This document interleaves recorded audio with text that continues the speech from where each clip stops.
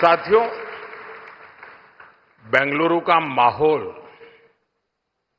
यहां का वातावरण कुछ अलग ही होता है।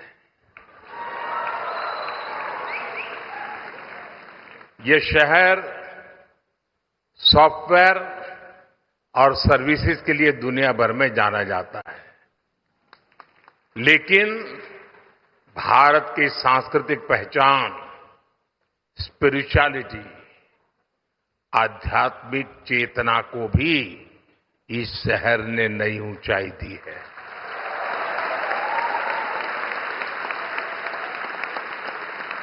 योग, ध्यान, प्राणायाम भारत के संस्कारों का अभिन्न हिस्सा रहे हैं।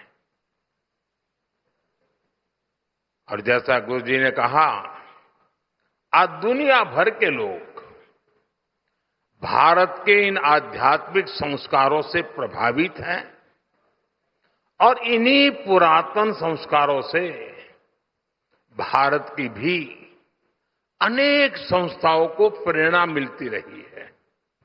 साथियों, इसी प्रेरणा से श्री श्री रविशंकर जी ने 45 वर्ष पहले आर्ट ऑफ लिविंग के रूप में एक बीज बोया था।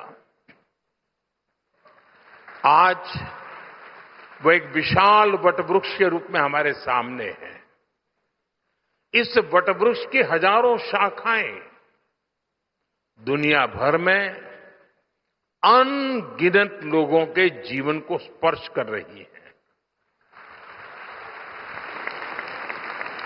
और मुझे विदेश में जहां जहां जाना पड़ता है सरकारी काम के लिए, तो कोई न कोई आप वाला मिल ही जाता है।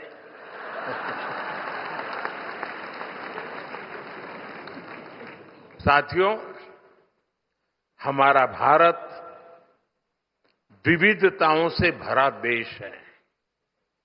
इतनी भाषाएं, इतनी परंपराएं, अलग अलग रीति रिवाज, उपासना के अलग अलग तरीके, जब हम इसे देखते हैं तो एक स्वाभाविक प्रश्न हम सबके मन में आता है, आखिर इन सभी सुंदर विविधताओं को जोड़ने वाला मूल तत्व क्या है?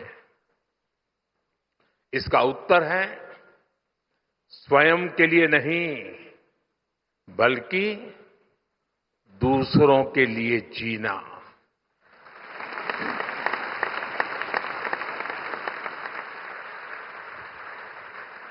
हमारे यहां कहा गया है, अष्टादश पुराणेषु व्यासस्य वचनम द्वयम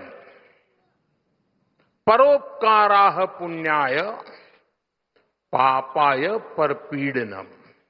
अर्थात दूसरों की सेवा करना पुण्य है और पीड़ा देना पाप है। सेवा परमो धर्म है। ये हमारे समाज का स्वाभाविक चरित्र है। पीढ़ी दर पीढ़ी ये संस्कार सरिता हम सबको संस्कारित करती है, प्रेरित करती है, ऊर्जावान बनाती है।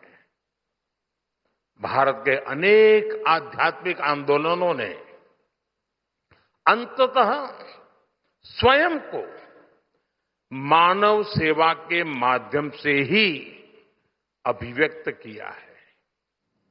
मुझे खुशी है कि आर्ट ऑफ लिविंग के हर प्रयास में सेवा की इसी भावना का प्रतिबिंब नजर आता है।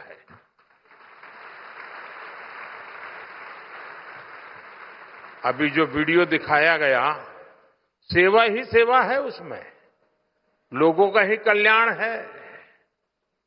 मैं आर्ट ऑफ लिविंग की यात्रा से जुड़े हर वॉलेंटियर को अपनी हार्दिक शुभकामनाएं देता हूं।